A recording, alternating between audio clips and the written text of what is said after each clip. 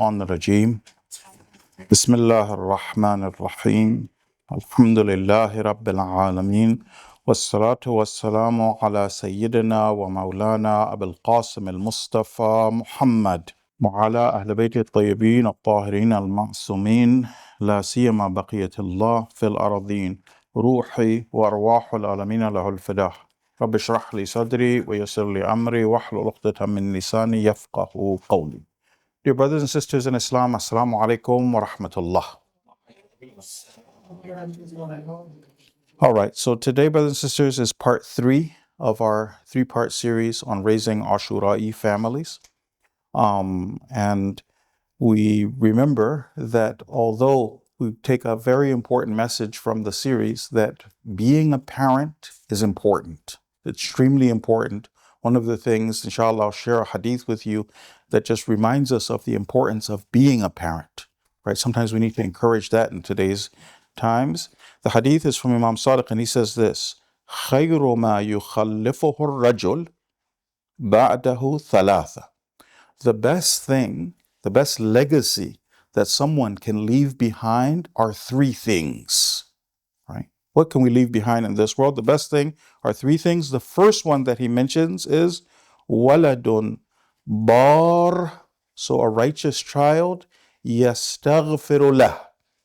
After we have left this world, a child who is still doing istighfar, remembering their parents, praying for them. That's the best thing, the best legacy that someone can have in this world. So, inshallah, we also, I don't want anybody to feel, based on the lectures, that it's just so impossible to raise kids the right way. No, these techniques, these strategies that we've learned from Ahlul Bayt have proven true even in bad environments. You can raise good kids even if the environment is not perfect. Inshallah, we can apply these strategies by the Ahlul Bayt and inshallah see the results. The rewards are actually greater because we're here in the belly of the beast. All right. So, brothers and sisters, we started on our practical techniques. So yesterday we mentioned the first of our techniques after we went through the principles, and just a couple of reminders about the practical techniques. 3 reminders. Number 1, brothers and sisters, is obviously to pay close attention to whatever is shared. The second reminder is to start practicing the techniques immediately. These are practical techniques. This isn't theory. This is how it's done. So we need to start practicing them immediately. If we notice that, alhamdulillah, to a certain extent, I was already doing this, then inshallah we'll even increase whatever we were doing and inshallah even do better at what we were doing, inshallah. And the third one is, because we had started talking about tarbiyah and training our children through observation, then the sooner we start, the better. If we delay, let's say we learn something like this, but then we delay practicing it, there are actually 2 dangers. One of them is that when our children are really young, then our efforts to train them are even that much more effective. We start to see the results immediately. It doesn't mean that we should despair if we hear about one of these things and I didn't do right or I didn't do enough right, because everybody was trying their best, obviously, but I didn't do enough right. Should I despair? No. It's just that sometimes when children are older, then the effects that we could have gotten, like let's say I'm dealing with a 2-year-old and I'm applying these techniques, I'm going to get the results a lot quicker than let's say I'm starting with a 10-year-old, a 7-year-old, right? So the idea would be, now that I know, then inshallah immediately to start acting. Then the last reminder is this, that we learned before that if you really want to train your children right, then there's 2 things that are required from us.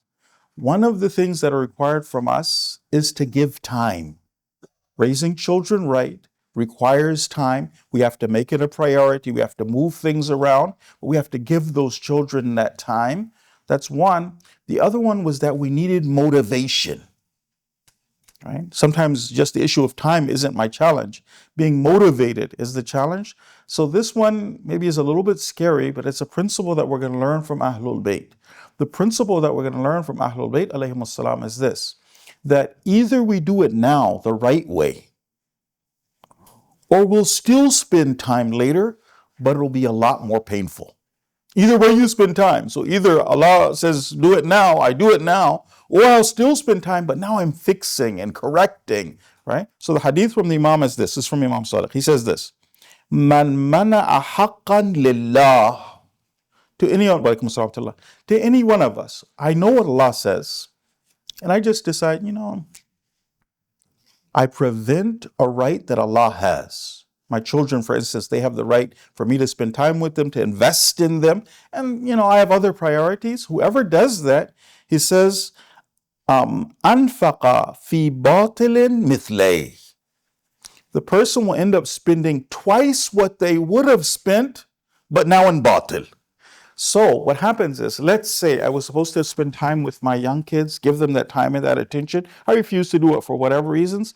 I'll give time and attention, but now twice the amount of time that I would have spent when they were 2 or 3, now I'm doing it, and it is like pulling teeth, right? But that's me. I chose not to listen to Allah and His Messenger. I didn't listen to Ahlul Bayt. Then that price is there to be paid. Now, brothers and sisters, we also started talking about, there was 4 characteristics. So the first method of tarbiyah was the method where our children are watching, they're observing, they're seeing what we're doing. Nothing is happening to them. I'm just watching how my parents interact with the world around them, with their relatives, with their in-laws. I'm watching all of these things. Mahram, non-mahram, halal, haram. What do they watch on TV? How much are they on their phone? How important are things to them? If something breaks in the house, right? A vase breaks in the house. Do my parents first come and check on me and make sure I'm okay? Or is first my mom so upset? This vase belonged to my grandmother, right? Is the message that my parents are giving me by their interactions and by me observing, is it that things are more important than people? Right? All of these things I'm kind of learning and I'm watching as a child. So what we said was, and this one the sisters had asked yesterday, what was the 4th? So I'll just try and listen all 4 of them, and then after that, a case study. The first effect of tarbiyah through action was that the effect of our actions is not contingent to our niyyah, right? That and we learned this before, right? I intended to teach my child, right, that it was okay to disrespect your grandmother. She was my mother-in-law. She was annoying. I said something. I'm not intending to teach you that it's okay. The tarbiyah through observation, it doesn't work with my niyyah. No. The action carries the effect many times. The second one was that this type of tarbiyah starts from a child's infancy. Children are learning, they're watching, and they're seeing. The third principle was that destruction is easier than building, right? If you and I want to do a good behavior, want to teach a good behavior, sometimes we have to repeat that 100 times, right? And then the child will understand that this is an Islamic value, this is how we do things in this family. But many times when it's the wrong behavior, it doesn't take a lot of repetition. I don't know how many of you speak a second language, but I remember when I learned Farsi, then if somebody said a bad word in Farsi, for some reason the mind immediately, what was that? Why is it that when it comes to negative things, we can pick those up very quickly? Positive things, it requires repetition. So now for me as a parent, knowing that that's how human beings work, I have to be very consistent with the right behaviors and to try my best to avoid publicly sinning, publicly disobeying God, misbehaving in front of my children. And it adds another layer of burden on myself when it comes to muraqabah, that spiritual kind of being careful and observant and making sure, which is good for me. Spiritually, it's a good thing. And the last one was that this is how our children, the 4th one, this is how our children's moral compass is formed. So this one, just a little bit of explanation about that. The moral compass, brothers and sisters, is very important for a child. My moral compass are my core beliefs. There is a time when a person is actually misbehaving, but there's one time I'm misbehaving and I know I'm wrong. right? My core belief is that this isn't acceptable. The chances of me recovering from that are a lot better than when my moral compass is that this isn't that important. Yeah, it's a hadith, but right? So one time, as an example, somebody, God forbid, before would be smoking, or not smoking, but marijuana usage, as an example, right? Back in the day, we're like, oh, it's haram. And then let's say a person's like, no, but marijuana has been legalized, right? And then now for me, like, there's one time I see it, it's haram, you can't do it, don't do it, not acceptable. Another time, it's okay, it's been so normalized now, like everybody does it, right? So the two aren't the same. If we can develop that moral compass for the child, where they see that this action, this is absolutely wrong. Then later, when I give a reminder, I'm like, look, Islam doesn't like this, right? Then I go back to those core beliefs. So the fourth one was the moral compass, and that's what I developed by watching my parents and seeing how they do. Now we're going to go to our case studies. This case study takes place in the Islamic Republic of Iran. It's not here, inshallah. And also, we're going to change the names of the family involved, keep them in witness protection, inshallah. Nobody knows who these individuals are. We'll call them the Muhammadi family. That's not their real name, but inshallah. All right. So, brothers and sisters, the Muhammadi family are expecting guests. They're going to have guests. And the father comes in to the house and he's very upset. The whole family is kind of flustered, right? Because you're expecting guests, but they've been shopping and everything like that. And the father comes in, kids are listening. He's talking to his wife. The clerk at the store must think I'm up. He's using foul language. He tried to say this about me, right? And then the mother's like, well, maybe this happened. He uses inappropriate language to the mother also, right? So he's cursing. Then they go over and now they're all hustling to get the dinner together. When they're hustling to get the dinner together, they're feeling stressed because people are coming. And then something else happens. The mother goes over and puts on a little bit of makeup, right? You're not supposed to be wearing makeup. Puts on a little bit of makeup, right? The father goes over and he's getting more dressed up. The kids are learning, you dress up more for strangers, right? Okay. The neighbor, when the people come and then they come and they're interacting with them, the parents, the idea that mahram and non-mahram, obviously we're friendly, salam, how are you sister, how are you brother? But this family is a little too relaxed with the family and friends. The kids are also picking up that message that when it comes to the line of mahram and non-mahram, some people it's okay, right? So they're also seeing a little bit of that happening. So this happens and it goes on for years. Now the Muhammadi family is trying to do tarbiyah. One more thing happened also in the interaction. There was somebody who knocked on the door. This is in a Muslim neighborhood, so the neighbors are a bit more friendly over there. A Muslim neighbor came and knocked on the door and asked for the father. And the father said to the mother, tell him I'm not here. All right? So also the tarbiyah lesson that we're learning is lying is okay sometimes. Right? And then the mother, when she went out to go see, because they were like rushing and stuff like that, she didn't get formally dressed as she normally, she's wearing the Iranian shadur, like the thing, but like a woman's hands can't show, right? Her socks, she has to wear socks, her feet can't show, but she just kind of pulled it together. She has like a t-shirt on underneath, so forearms, everything, right? She goes over to the door, and then when the guy comes and she's laughing, joking, stuff like that, the little kids are all seeing all of this. Years later pass, but the kids have been watching this. This has been normalized now for a while. The son comes back from the mechanic shop, and the language he's using is really inappropriate. And the dad's like, you mouth like a sailor. You don't use these words in this house, right? But stops in front of his dad. It's not ugly in the boy's mind, though. Like his moral compass is not that using foul language is absolutely, daddy used it, he used it on mom, right? Now he's trying to correct it by screaming and shouting. So that one, and then also they noticed that the girl, the mom was lax on hijab.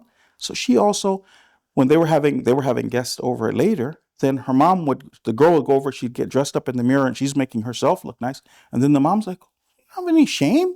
You have a suitor coming over? Why are you dressed like this? Right?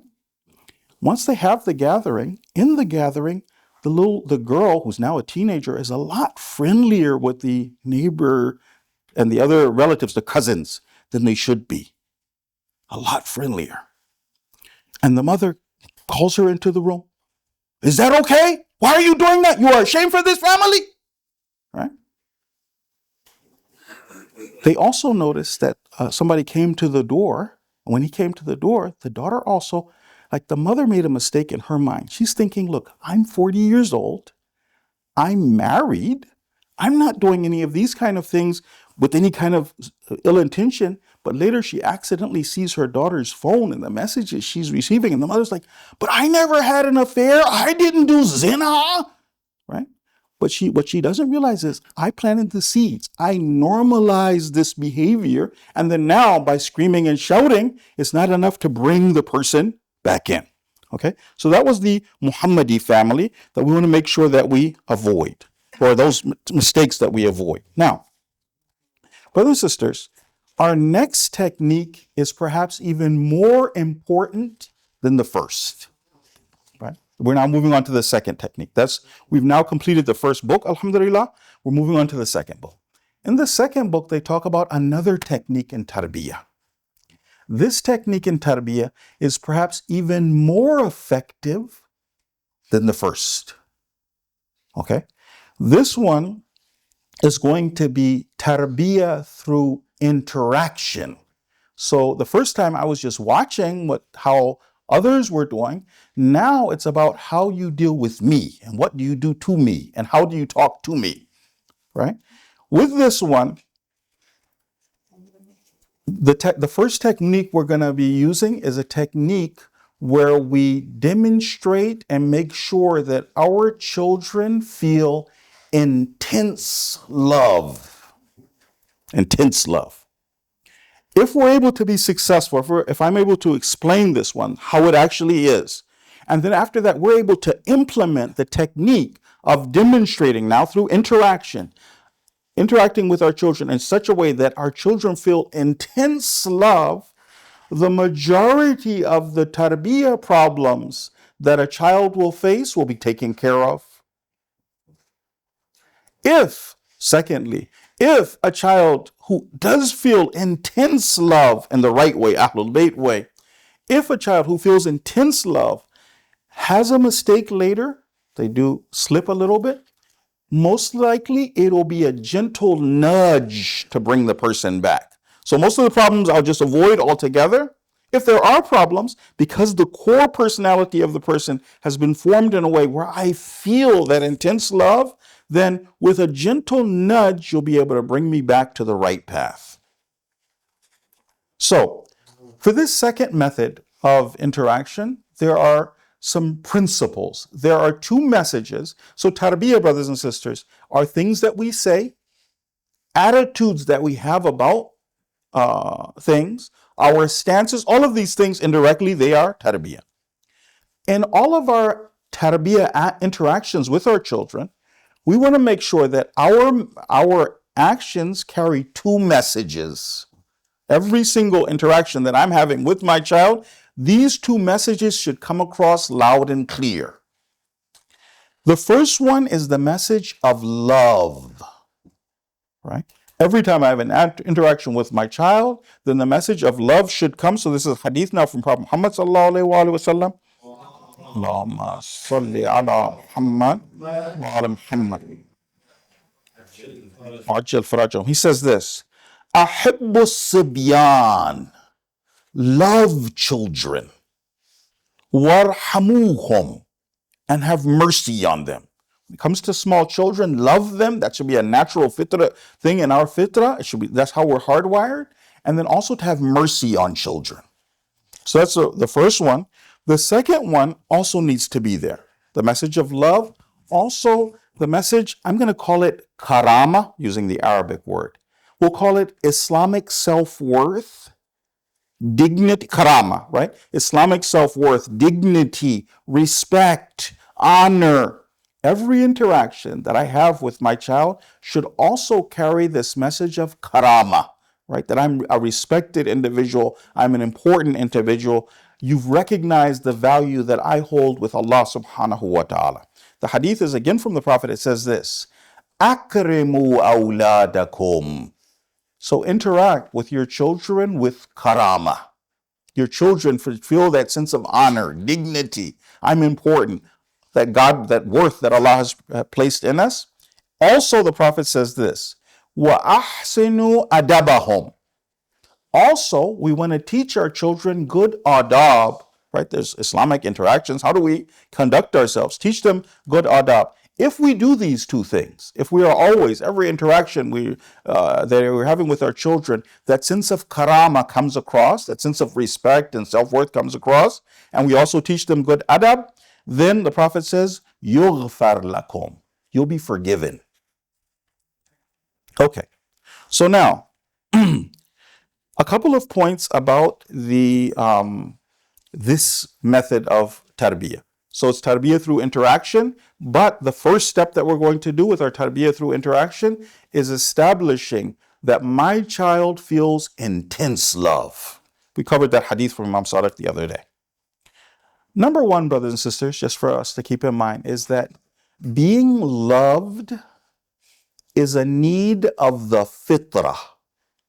We covered a verse yesterday. Let's read that same verse again. Let's keep in mind our dear Shaheed Sayyid Hassan and also his bodyguard, Abu Ali. He also went back to Allah recently. Let's remember all the mu'mineen and mu'minat who can't read Quran now. So Surah 30, brothers and sisters, Surah 30 and verse number 30. What does Allah tell us about the fitrah? The fitrah was the way we're hardwired, the way we've been created. It's a type of creation. Part of the verse should be this, if brothers and sisters see it. A'udhu billahi minash shaitanir rajim. Fitratallah. The fitrah of Allah. Allati fataran nas alayha. He created people according to that fitrah. La tabdila li khalqillah. And then there is no changing of the creation of Allah. When it comes to this discussion, and we throw it around when it comes to child rearing, the idea of a need which is a need of the fitrah. A fitrah we need, a need which we've been hardwired with, as opposed to a need which is artificial. They're fake needs that are results of social engineering. For instance, having a cell phone, right? Everybody, I have to have my cell phone. I need my phone. That's like my whole life. Everything is on my phone, right? But that's an artificial need. I'm old enough to remember where we didn't even have cell phones. I remember we had payphones. Right? We used to have phones, and that's not a real need. That's not a need of the fitrah. If I don't have a cell phone, I'll die. No. But there's certain needs which are needs of the fitrah. If we can understand this, I'm going to use the words of Imam Sajjad, we'll understand that we're doing our job when it comes to our children. Right? We're going to use the words of Imam Sajjad. There is a very beautiful ziyarah. One of our most effective ziyaras, one of the best ziyaras, is a ziyarah called Ziyarah Aminullah. You can use it for any of the A'imma. Right? In that ziyarah, after you address the Imam, then there are certain du'as you make for yourself. Faj'al nafsi, oh Allah, make my soul like this. Make me like this. One of the things we ask for, we say, muhibbatan lisafwate awliyaik. Make my soul a lover, muhib, of your chosen awliya. Right? We have a need to love somebody. Right? Everybody has a need for somebody that I love. A muhib. What else? He says, mahbubatan fi ardika wa sama'ik. Also make my soul beloved, mahbub, in the heavens and earth. How much love do people need? Why do we need a hidden imam when we don't have the present imam? That imam fulfills a huge role when it comes to that need. We have a need to love and be beloved, right? So now, knowing that that is a real need, a need of the fitrah, then now we're going to kind of look at our children and make sure that we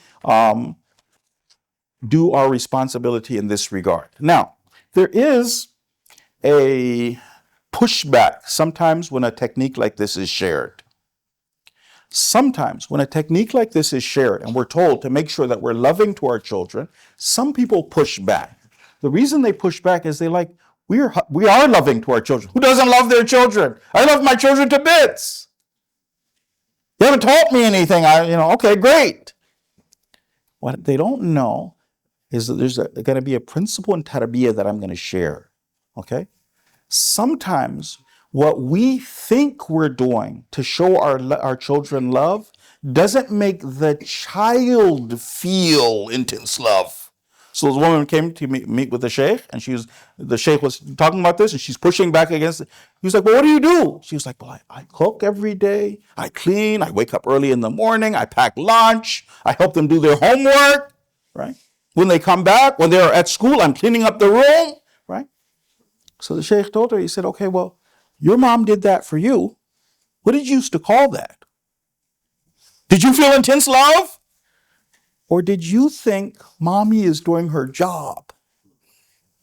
It's wrong for the child to think that. Nobody does these things except when you love the person. But the principle in Tarbiyah now, this is now something for us to keep in mind from now going forward. If you want to be effective with your children, you have to put yourself in the shoes of the person you're doing tarbiyah of.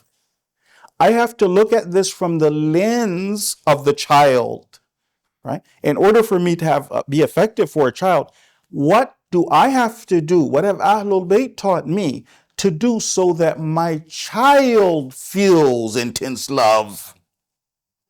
Does that make sense? Okay. There's one time I have love and I'm being loving, and right. There's another time when because of the behavior and the interaction, the child feels that sense that I am deeply appreciated in this family. Okay. Now we're going to do some of our case studies. Okay. We'll start off. I know some people don't like the term bad mom, bad dad, but it's okay.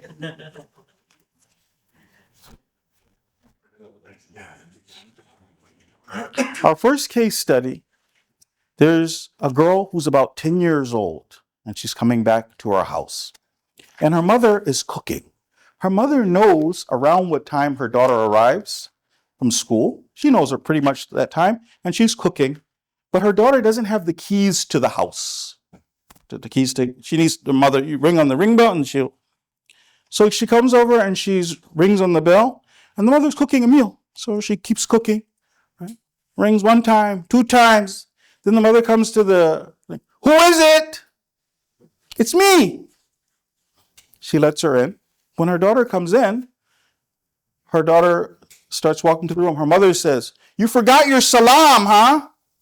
Salam, mommy. The mother doesn't say anything. The daughter goes into the room. She's taking off her school uniform, getting thing. She says, mommy, I'm a little bit hungry. Mother says, how many times do I have to teach you this? As soon as you come in, you talk about how you're hungry. That's not how we do things. Your dad's coming in an hour. Dinner will be ready then. Little girl goes back into her room. She goes back into her room. She comes out. She says, mommy, can I talk to you about something?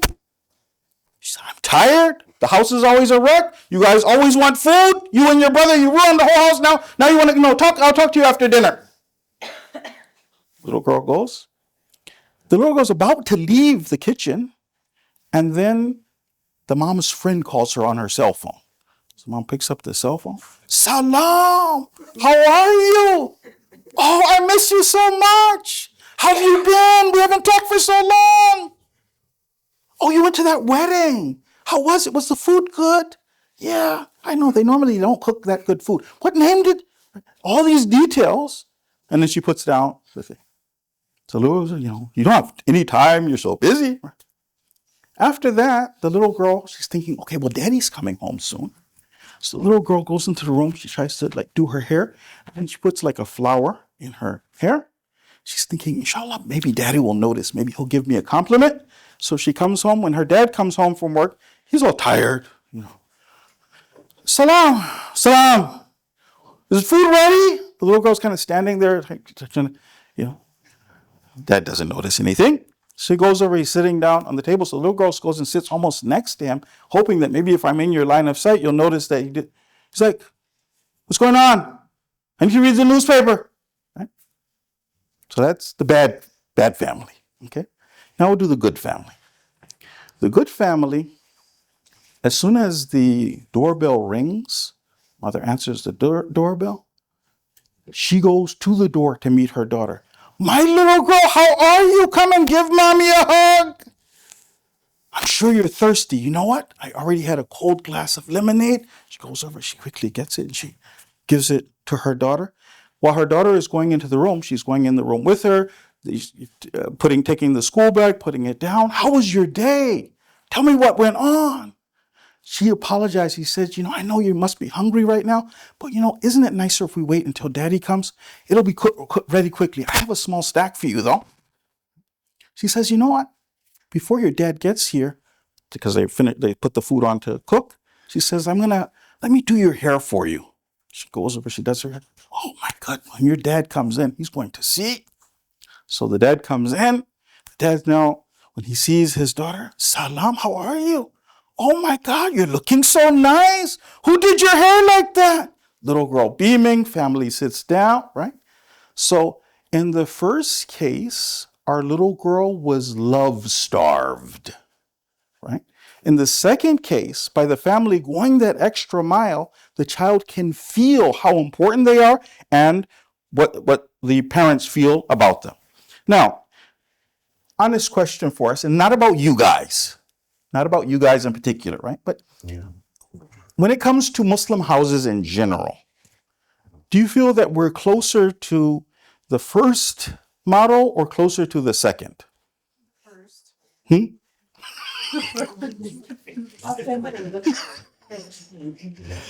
Sometimes I don't know if people put that much effort into making sure every interaction shows the children how, like, I'll give you another one. This is now, well, inshallah, once we start covering the things from Ahlul Bayt.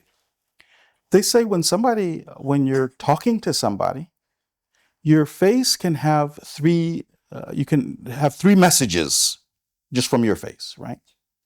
There's one time when the person comes in the room, so my child comes in the room, and my face is neutral, right? It's a poker face, right? There's a tarbiyah message that's being sent though, right? You just came into the room and it didn't do anything. It didn't move the needle. There's another time when you come into the room and then I'm frowning. I'm not happy to see, right? There's another time when my face lights up when I see you. Right? Imagine a child, every time my parents see me, their face lights up when they see me. That's very different to just a neutral, salam, alaikum assalam. Okay, so now we'll go over some of our things. Because there are some people, when you start explaining to them how loving they should be, there might be, because you all, inshallah, you're also interacting in larger circles, right? Each one of us, we're doing the clarification job. This is a whole ummah that we're trying to get ready for the Mahdi. You and I, we have some information from Ahlul Bayt, we share it with others, we're trying to help everybody. Some people may push back when you tell them how much love they're supposed to show their kids. They might feel like you're just overboard, are you kidding me? This is too much, right? But if you look at the seerah of the Ahlul Bayt, two things. One of them, what is my responsibility? Right? Allah said, we learn from the hadith of the Imam, the words of the Imam, that make my soul beloved in heaven and earth. Right? How much love do these small children need? Sometimes as adults, we kind of forget our fitrah we needs. We're so busy with life and kids, and right? Small children are closer to that pure state. They need that love. They're right, because they just, right? So, one, I'm doing my job. Secondly, if you see how Ahlul Bayt were with their children, Rasulullah sallallahu alayhi wa sallam, Allahumma salli ala Muhammad, Muhammad wa ali Muhammad wa ajil farajal. When he would see his children or his grandchildren, right? Children or grandchildren, so not just children or grandchildren, then the Prophet would gently stroke their heads. He put his hand on them, right? That's a different feel. Like sometimes somebody's just shaking your hand, another time embracing, right? Children and grandchildren, Rasulullah would be like that. Even like, I'll give you another example. When it comes to celebrating birthdays, right? Some people go berserk when they're having a birthday. Some families just like, and that's all Western nonsense. Right? So this one sheikh said he was giving a lecture. So he's saying not either one, right? Not the go all berserk and not the. So he said this one little guy came to him, about 13 years old. He came to after the speech. So he told the sheikh, he said, you know, you mentioned that thing about the birthday. He said, yesterday was my birthday. And I went home to my family. And I said, do you know what day it is? I'm like, what day is it? He said, it's my birthday. Like, okay, what do you want me to do? It was your birthday. And he said he just wouldn't forget the sadness in right? It's the sadness in the little boy's face. There's one time when a birthday is a time for me to say, you're special, you mean something to me, right? Making it special to them. We have to go all out, but we're going to go over the semi-miraculous effects of what happens if a child feels intense love. There'll be 5 of them, inshallah, that we'll cover. 5 effects. And if we're able to cover the effects, after that, we will go into the strategy. Okay, well, what have Ahlul Bayt taught us in order for these children to feel that intense love? Okay, number 1, brothers and sisters, is that naturally, we want to adopt the lifestyle of our beloved.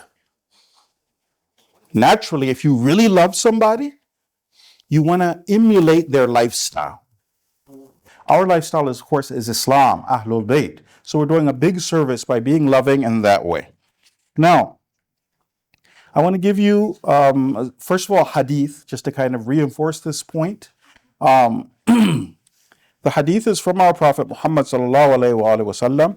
Allahumma salli ala Muhammad wa ala Muhammad wa ajil farajahum. And the Prophet says this, Al-mar'u ala deen khalilih. A man is on the religion of his friend. Right? We sometimes want to choose our friends well because we pick up so many things just because of our friendship. I don't know how many of you are like this, but I've noticed sometimes if I hang around with my family members, sometimes you can pick up their accent. Right? I have family members from different areas. Sometimes when I'm hanging around, right, just because of how much we care about those individuals. The Prophet is telling us that people, they learn or get their religion from their friends. Now, this first case study, brothers and sisters, we're going to practice a technique that we already learned previously. We're going to see it. We'll see both the implementation of this principle, but then a technique that we had already learned. So a 5-year-old has now come to the mother. The mother has come to the sheikh for counseling. It's about her 5-year-old son. She's a very religious woman. And she is sad to say it, but her little boy has started to use foul language. Right? So coming to the sheikh, what do we do? How do we fix this? So when she comes to the sheikh and starts speaking to the sheikh about this, the sheikh does the detective work. If you guys remember, we learned this principle before. All children were born on the fitrah of tawheed. They come out perfect. If we see a child misbehaving, we start to see, first of all, where did the child learn it? Was it from me, his parents? Was it from the outer circle? Was it from his friends? Or where did they pick up this behavior? Because normally a child is perfect when they. So the sheikh starts that process. He's like, okay, well, inshallah, we'll be able to fix this, but do you use any foul language? He says, astaghfirullah, no. Maybe your husband sometimes uses inappropriate words. He says, no, my husband and I, we never, God forbid, we don't use those words. Ahlul Bayt are not happy with that. The sheikh says, okay, well, who are any relatives, any friends? Who does he like amongst his relatives? He says, well, he does have an uncle, my brother, the mother's brother. He really likes his uncle. He said, what's his uncle like? His uncle, every time he sees him, he's so happy to see him. He plays board games with him. He takes him out to the park. He buys him treats. He loves his little nephew. He says, does his uncle use foul language? Yeah, sometimes, right? The little boy wants to resemble the beloved. Because his uncle would treat him so kindly, always be nice to him, His uncle sometimes used those words, and then the little boy just quickly picked it up, trying to resemble the beloved. Another thing we're going to learn about this is that if that love is really strong, if that bond is very strong, it can change our taste. Right? Our taste is something that you would think, how do you change something like that? But let's see in this next example, case study. In this next case study, there's a boy and he comes home and he's complaining, and his mother tells him what's for dinner. Right? They're having chicken and shrimp pasta. Chicken and shrimp pasta. And the little boy is, why are we having that? I don't like that. She's like, look, we have a certain number of meals. Your dad likes it. Every once in a while, I have to make it. I always hate it. I don't like that. She says, okay. She said, I bought you something. I got you a t-shirt. So she goes in, didn't hear anything. After a while, she goes into the room and she sees the t-shirt, and the t-shirt's like on a chair. She's like, you didn't like it? He said, the t-shirt has blue in it. It's like, blue? It's like one stripe of it. I don't like blue. See this color? This is blue. I don't like blue. She says, a stripe. It's not a big deal. It's like, from the time I was knee-high, I never liked blue. He said, you know what else is even worse? When it rains, it pours. I had to go to the barber shop. At school, they told me I had to get my hair cut. I went to the barber shop. And then the barber, he had cologne on, and I could smell the alcohol in the cologne. And I just, So they're just dealing with this. A couple of days later, the little boy comes in and he's asking for the chicken and shrimp pasta. And the mother is, what? What happened? The little boy chose one of these basketball players. That team became his team. He starts reading up on the life of this basketball player. When they come to that basketball player's favorite food, up until 2 sentences before, he didn't like the shrimp and the pasta. But now, because he is so impressed with that particular basketball player, he finds somehow I like the shrimp and pasta. It's his favorite colors. What's your favorite color? Your favorite color? Blue. He goes over to buy a blue shirt. He reads what's his favorite cologne. He comes to his dad. Can I get a little money to go over and... But you don't like the smell of the alcohol in the cologne, right? The taste can be changed if that love is really strong. It literally, that's something that's almost impossible to do. But let me explain to you. This is a verse of Quran now. Well, let me see if I have it over here. Maybe I'll use it in our next. I'll use it in our next, the ayat of Quran, the next one. So the first effect was the idea that I willingly adopt the lifestyle of my beloved when I really love that person. Number 2 is willing obedience. Right? Some parents, they're like arguing, they're fighting, they're shouting. They have to get their kids to obey them. Another time, the child likes to obey. If the love is really intense, the second 7 years, you'll notice children become rulesy. If you give the freedom the way that Ahlul Bayt say it the first time, right? And it doesn't mean that absolute freedom, dangerous freedom, right? We're teaching them those Islamic adab. We're keeping them away from things that are inappropriate. We're making sure that they're able to play and they're able to run, have fun, bounce off the walls. We just stop them when it's something that's dangerous. If we can have a lot of that love, then the second 7 years, the child will become rulesy. But the rules that you give will be rules that the child will carry out. So we willingly obey the person that we love. Verse of Quran first, and then after that, hadith of Imam, and then we'll start going over our case studies. So brothers and sisters, can you turn with me Surah number 3 and verse number 31. We're going to see how God makes it easy to carry out his most difficult responsibility. The biggest challenge in the religion is wilaya, to accept wilaya. How does God introduce the idea that we should obey the Prophet in this verse? Let's read this together. Qul, say, in kuntum tuhibbun Allah, if you love Allah, fattabi'uni, then obey me. then follow me as the Rasul. Embrace the wilayah. If that love is there, then that wilayah is something that I... Once, this now is a story from Imam Musa al-Kadhim. So Imam Musa al-Kadhim, he is by the Kaaba. And Harun al-Rashid comes, the Taghut of the time. He comes walking over to him. And he says, are you the person people are making bay'ah to? His Imam is fighting back. He's establishing an Islamic government, running a secret organization. Are you the one people are making bay'ah to? And here the Imam answers him directly. Harun is upset. The Imam says this. He says that you are the Imam of the Jusum. You're the Imam of the bodies, the physical Imam. I am the Imam of the Qulub. The hearts of the people are with me. Right? So if we can use this principle, the idea of that intense love, then we'll see that how that makes obedience easier. We're going to go over a case study. And our new case study, unfortunately, it's a bad mom. It's okay. The bad mom will change the name of the little boy. The little boy will call him Ali. Ali has a problem with brushing his teeth. Right? The mom, everything she tries to get him to do, to brush his teeth, she warns him, she tells him the benefits, right? And Ali just always finds a way. Somehow he's not brushing it. I forgot, I'm tired, I'll do it tomorrow. And she's insisting, remember I had to go to the dentist, I had a root canal that hurt so bad I wasn't able to sleep all night. And then she notices something. They go to Ali's grandma's house. And she had told Ali's grandma before, she was like, her mother, she was like, can you talk to him about brushing his teeth?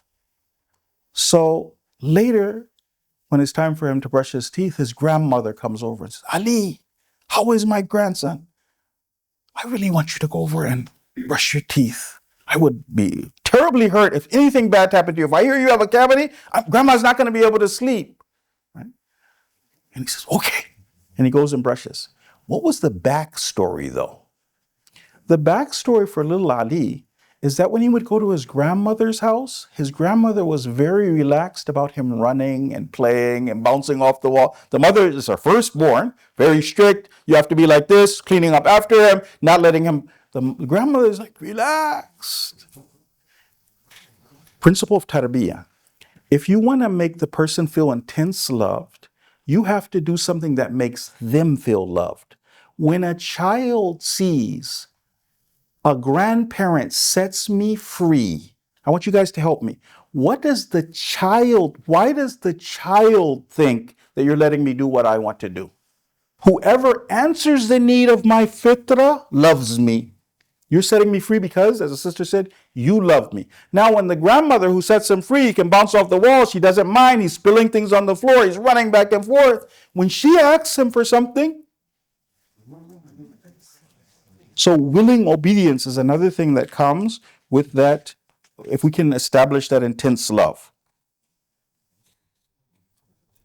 Another one, that the third effect, if our families feel intense love, there are certain times when a family goes through hard times, right? Allah throws a curveball. We'll go through financial issues, right? There'll be a sickness in a family. Different things can happen, right? A child who feels intensely loved, the family unit is very strong, that child is more resilient to the difficulties that Allah puts in that person's life. To a family that's not very loving, even if they're well off, by the way, they're not very loving, but then something happens which strains the family, it's easier for that person to break. So those children who are very loved, they're able to recover from those different challenges that Allah puts in their way. We're going to do some case studies. This time it's a bad dad. Okay? Have to keep justice, inshallah. The bad dad is very well off. We won't name the dad. We'll change the kid's name. The kid's name is Hassan.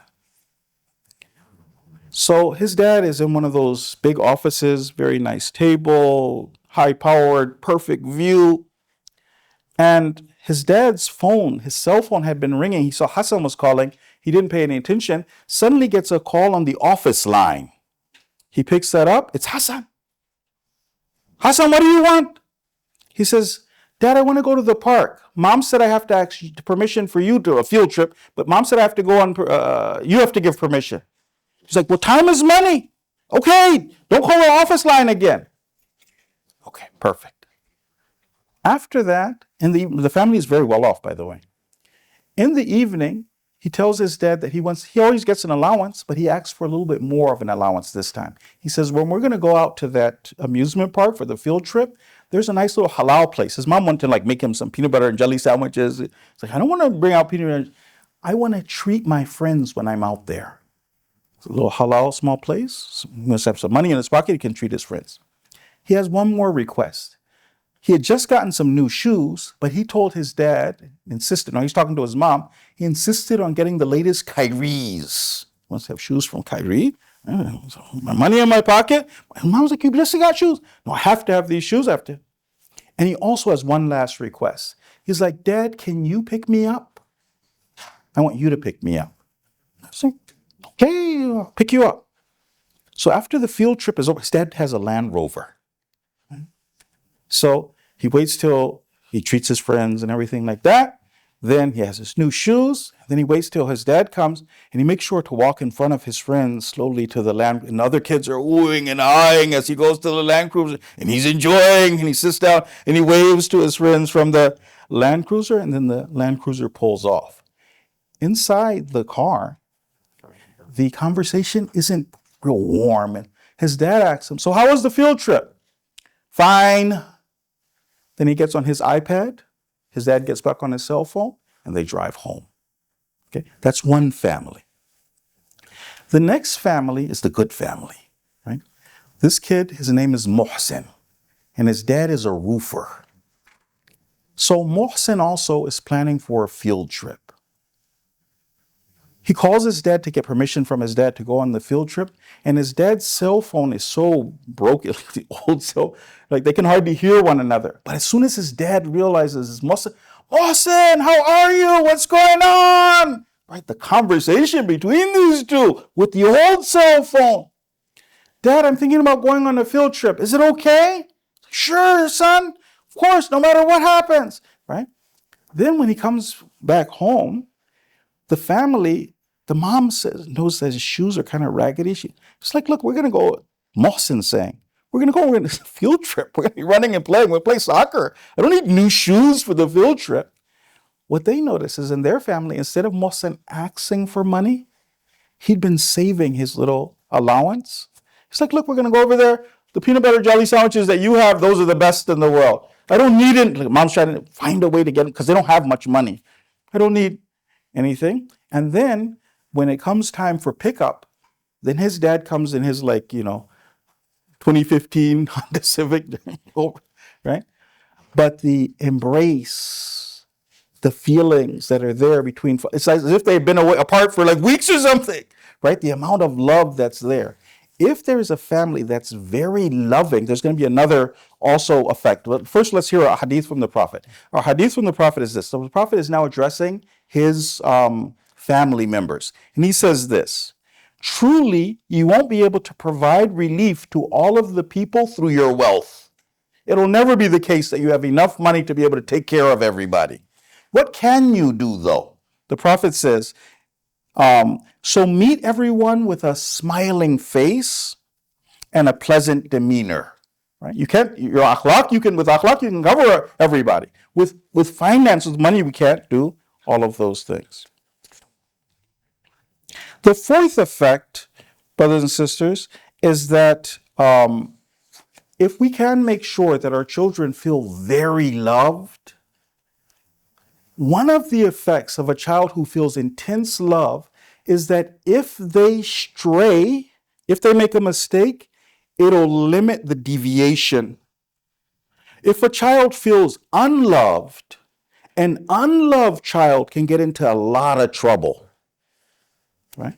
When the core thing is that I'm very loved, even if I do stray, then it won't be as much as when the thing is there. One of the principles that we hear from our ulama is this. Even as a parent, we want to try to be our child's friend, right? I'm your dad, right? I'm your dad. And that means there's certain responsibilities and stuff like that. But can I invest, or mom, can I invest in also being friends? And if I need to lean on you, then sometimes I do it as a friend instead of as an authority. There will be times as your dad, I'm like, no, you know, right? But there's one time when I kind of use those as silver bullets, the times when I have to use my dad authority as a silver bullet. And a lot of things I handle through friendship and conversations. If you can establish this friendship, that deep love, that friendship, then what happens is there is an authority that people have over their children, but an authority by fear, right? Because daddy can do something to me. There's another authority that we can have over our children by love.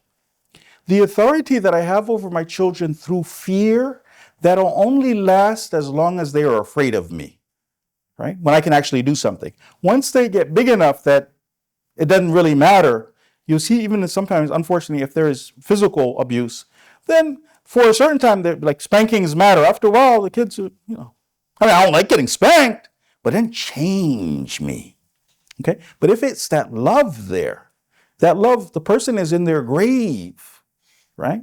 And the child, my dad's passed away. But the child's thinking, my dad would turn over in his grave if he heard I did X, Y, Z. I want to give you one case study now. This case study happened in Iran. This was back before they had cell phones, just for context. A young man, he was in his 20s.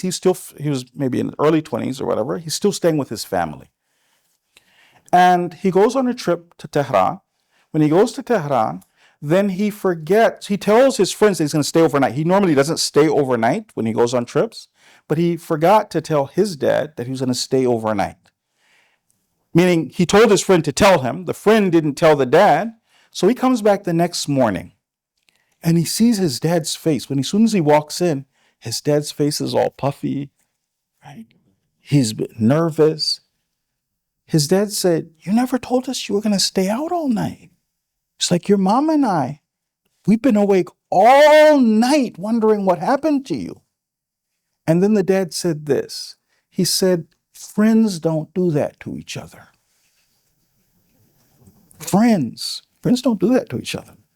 That was the last time he had that problem with his son. So the other one that we want to do is that it limits the deviation. The next trait that is there, if we can be very loving with our kids, if it's easy in our house, inshallah, we're going to go over the techniques of the Ahlul Bayt, but we're in a house where these techniques that I'm going to mention are practiced. One of the effects is that our children will know how to be loving with their spouses and with their children, right? It'll start a good sunnah. You may have heard this hadith where it says, whoever establishes a good sunnah, they get the rewards of every person that acts on that sunnah ila yawm al-qiyamah without anything being taken away from the other person, but the first person who started it.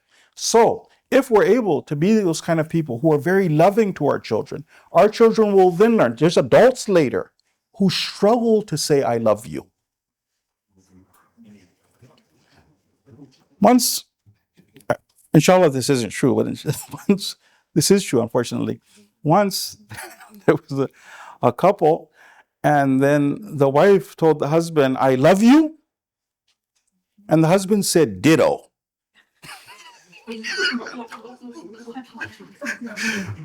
Sometimes people haven't learned to be loving. Okay, Islam now. From the Prophet says, Al-hubbu asasi. Love is the foundation of my way. Al-hubbu asasi. We had heard that hadith before from the Prophet, especially about children. Ahibbu sibyan.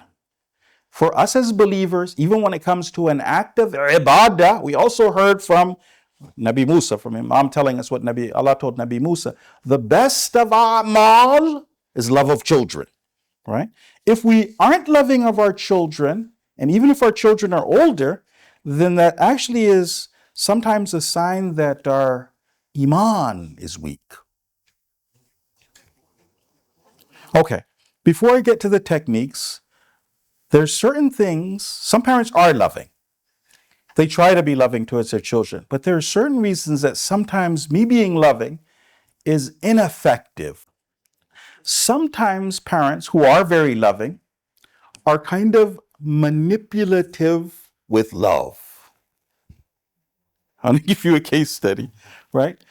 Where if the child feels manipulated by love, then it doesn't have that same effect as when you love me for me, right? You're so happy to have me. So I'll give you a case study. Maybe this will make more sense. Little girl named Zahra. And whenever her mother wants to get her to stop doing something, her mother's very loving, right? Uses the right words, right? So Zahra wants to play in the kitchen. She wants to go in the cabinet. Little girl. She wants to play in the cabinet and take all the pots and pans out. The mom's like, Zahra, don't go in the cabinets. Very good. Zahra wants to go over. She wants to play outside with water. Zahra, love you. Don't play in water. Zahra now wants to go over and play in the garden, dig up some of the plants. Zahra, my dear, I love you, Habibati. No playing in the... Right? All children, small children, have been hardwired to be self-centered. Children have been hardwired to be self-centered, to look for their needs, the needs that Allah placed in them, right? Allah placed certain needs in the fitrah. I need, as a small child, when I'm very young, for instance, to play with food. I need, as a child, to play with pots and pans. I need, as a child, to bounce off the wall. And as a child, I see that there's a transaction taking place. You are being very loving to me, but you are getting something from me. I was supposed to be able to play, bounce off the walls, but now when you're being very loving, you're using love there's a transaction, to take me from what I need. I'm losing. That child, if a child ever gets that feeling, they might not find that the words of their mother make them feel very loved. No, because they feel like I'm being manipulated and I'm losing the transaction. Next one, and this one especially, let's keep in mind, always with all of our children, from the time they're small, but especially when our children get a little bit older. Brothers and sisters, if love isn't accompanied with respect, right? Love and respect need to go together, right? Karama, the child needs to feel that sense of self-worth. If a child doesn't feel respected, doesn't feel a sense of self-worth, even if I'm very loving and very kind and very sweet, but you don't respect my personality, then sometimes that love that you're trying to show me won't be as effective. Now, there is, so we just want to kind of keep in mind, that was that hadith that we had from the Prophet where he says, Akrimu awladakum, interact with your children with karama. We covered that hadith earlier. Salawat, please.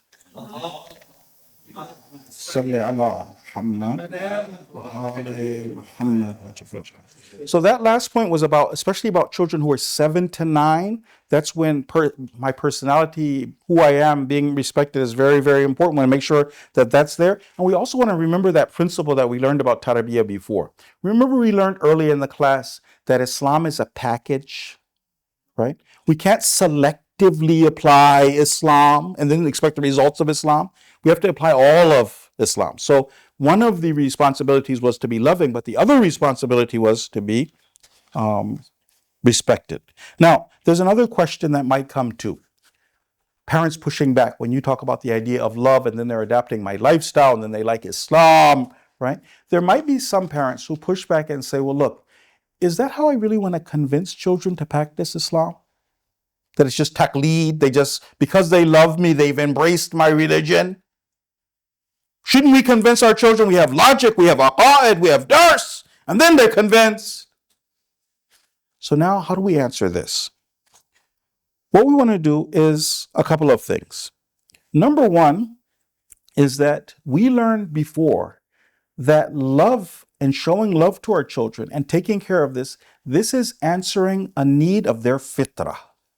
This is not I'm doing what my job is when I am being loving. I'm not doing them a favor. They have to rub it in their face. They have a need. Imam Sajjad taught us how much we have a need for love. So by me being loving, you pushing back and saying, well, then they're going to follow you because of emotions, that has nothing to do with this. I'm doing my job, number one. Number two is that when it comes to the interaction or tarbiyah through interaction, then the results aren't a result of my niyyah. Anybody who is as loving as we are going to see, inshallah, in the hadith of Ahlul Bayt, this person is beloved. That's not in my hands. I'm just doing what Allah said. The end result is that they like me, they love me, they want to embrace my way of life. The third thing is that there is no conflict between me creating the grounds for them to feel very loved, to like me, and because they like me, to like Ahlul Bayt, and also to make sure that I teach them Islam and I teach them the intellectual arguments. One point though, just that kind of when it comes over here, there's a mistake that some people make with aqaid when they're teaching aqaid, and it's very different to the methods that sometimes we find in the hadith of Ahlul Bayt and the ayat of the Quran. In many of the ayat of the Quran, you will see that the existence of God is a given.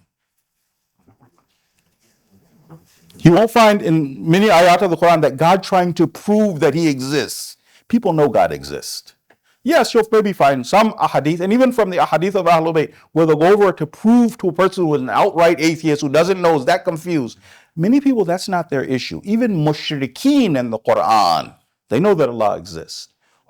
What does Allah do though? This is very important for us, for our children, and for raising them the right way. The focus is introducing Allah as He is.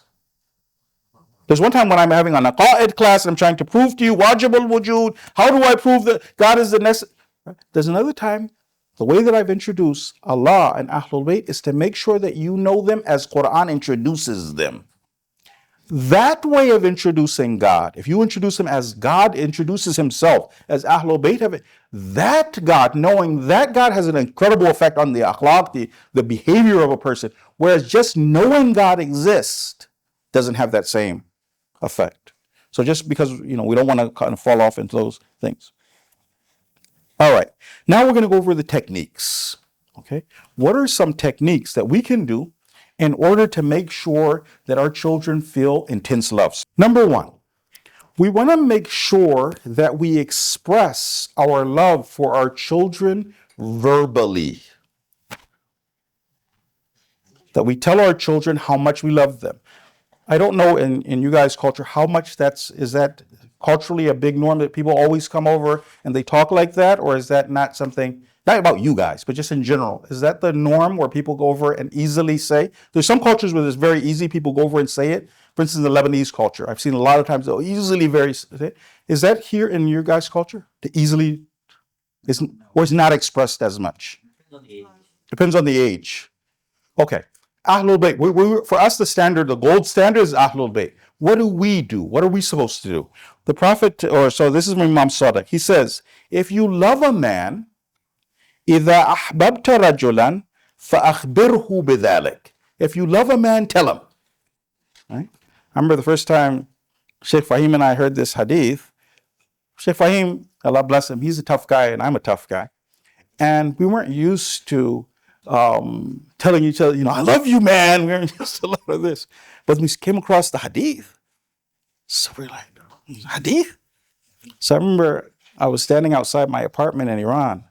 So either I said it to him or he said it to me. I love you, man. And then I raced in my apartment and slammed the door and he...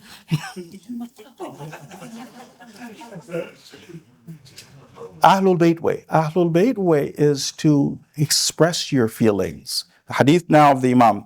Ali says this: there is nothing more effective in attracting the heart than the tongue.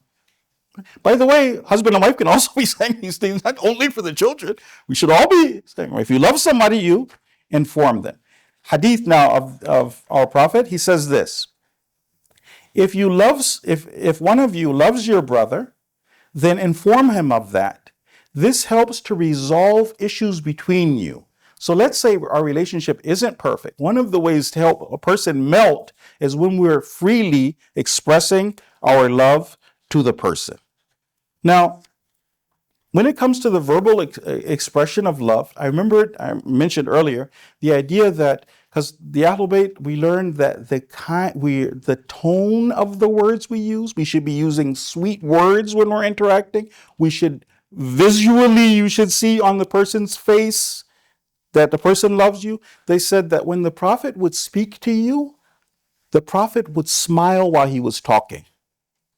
We learn from certain books of akhlaq that the Prophet wouldn't talk to you and, for instance, talk to you like this. If the Prophet was speaking to you, the Prophet would turn full attention and then now eye contact and the Prophet is speaking to you. So if we're keeping these things in mind, we're now expressing how much we love our kids, telling our kids how much we love them. A couple of points that they tell us now to add to this. When we only say to our kids that we love them, it may be repetitive. That doesn't mean we don't say it and we don't say it a lot. We still say it. But we also find creative words. Saying I love you is very important. We have to say that. If we haven't been saying that, we start saying that. We start saying it much more and make it easy to say, break that idol. In addition to that, there are other ways of creative ways of expressing how much I love the person. So for instance, when the person comes home or I see them from school, how much I missed you. Right? When I make dua, let's say my kids are about to go off to school and I'm verbally out loud praying for them. Inshallah, you have a great day. Right? There's different ways that I can kind of keep this. When I see them before they go to bed at night, again, I'm over and I'm expressing love and telling them how much I care about them. Number two, we have to prove to our children that, so my actions have to show and confirm that love that is there for our children. There's a little technique that we have to kind of keep in mind here.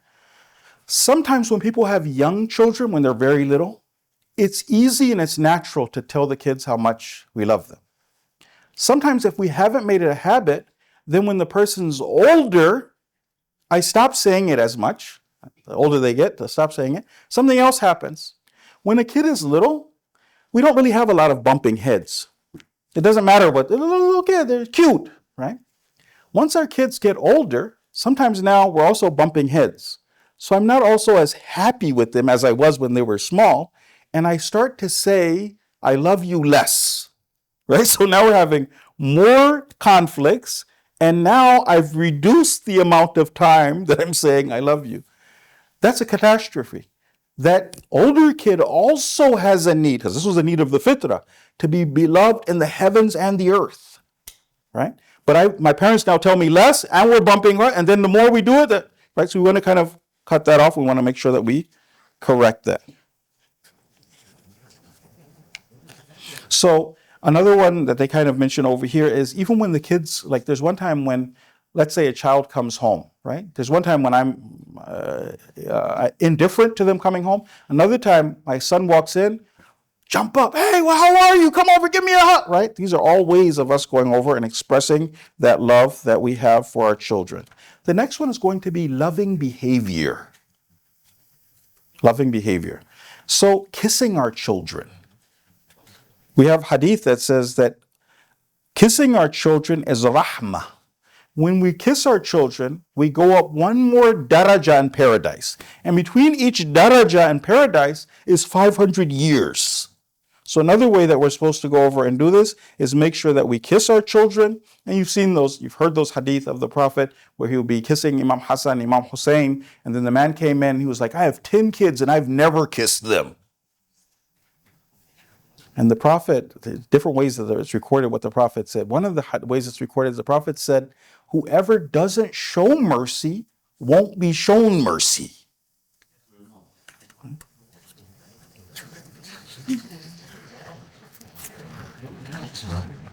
All right.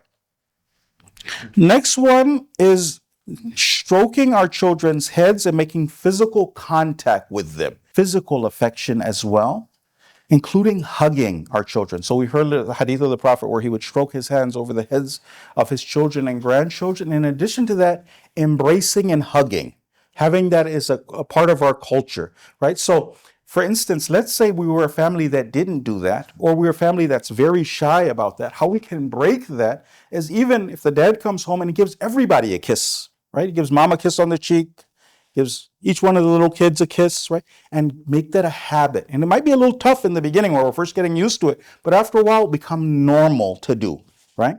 But now, in addition to that, the idea that an Ahlul Bayti family should be a family where hugs are given.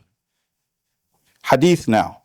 This is from Imam Sadiq. He says this, Innal mu'minain. If you have two believers and they embrace one another, right? They hug one another.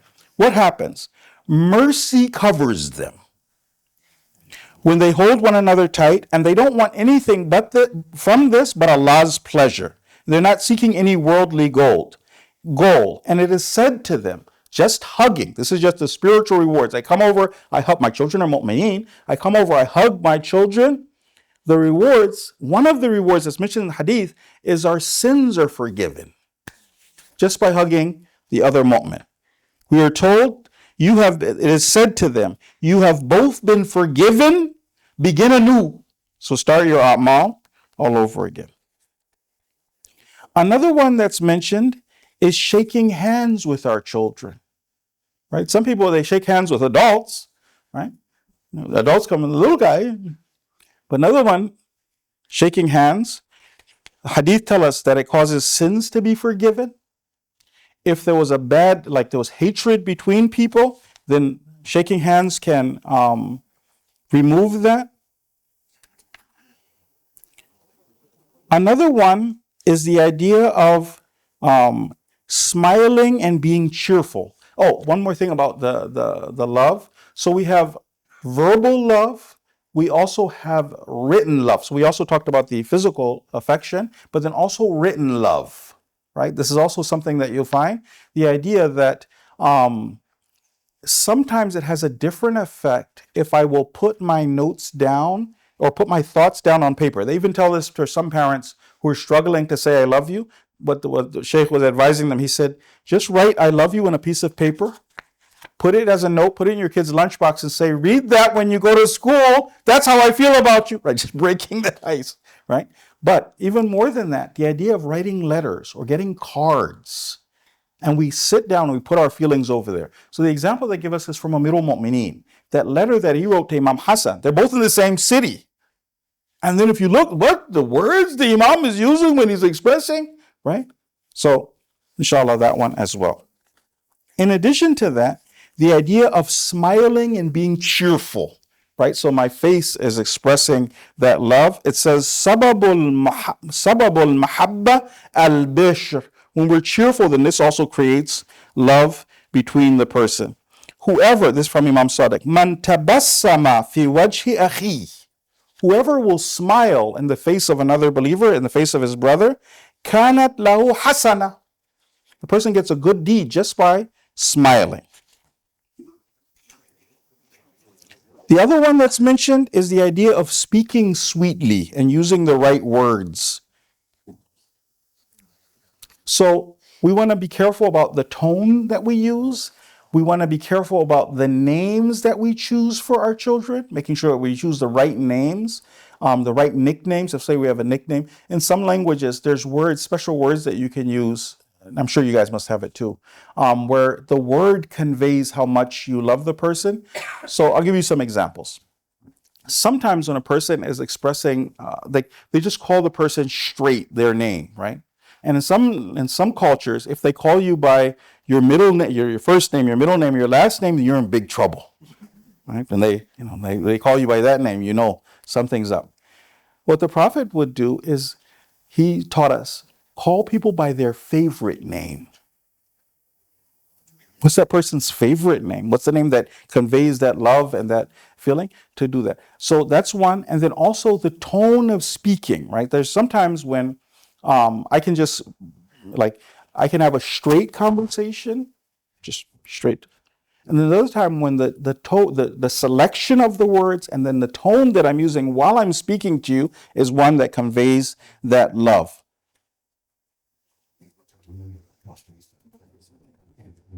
Another one that just kind of again shows the importance of each individual is actually a hadith that we have from the Prophet of Allah. So I want you guys to imagine this, right? People would come, and this is now infants, how the Prophet was, to later on for us to have, by extension, how we should be with our children and stuff like that. A child would be brought to the Prophet, and the people would want that the Prophet would recite dua, would, make dua for the child, this, that, and the other. And the child would urinate on the Prophet. And the family would panic. So ashamed, Rasulullah, small infant, najis, Rasulullah. And the Prophet would say, no, let the baby finish. He would kiss the baby, talk to dua for the baby. After the parents left, and people would be happy and they're calm. First they felt so much ashamed. After they left, then the Prophet would go and he would wash the clothes. As opposed to, najis, right? Inshallah, we can see how much the Prophet would care and be kind to them. Now, calling them in a loving fashion. Now, the other, we're gonna stop now. The other two, just very briefly, that would really help with conveying the love for our children. One of them is playing physical games with children, right? Children have a need to play. Ideally, we want them to play physical games. Actually, for us, we feel video games are a danger for children. That's another discussion. But when it comes to those physical games, there are certain things we should keep in mind. One of them, when we're playing games with children, the hadith of Ahlul Bayt teach us to become a child while we're playing. Right? There's one time when I'm playing and I'm your dad and I'm 50 years old and I'm very serious. Another time while we're playing the game, I become a playmate for you and I become a child while I'm playing. Number two, can it be a game, if we're going to play a game, then we play a game and all of us are playing the game together. So they're playing tag, for instance.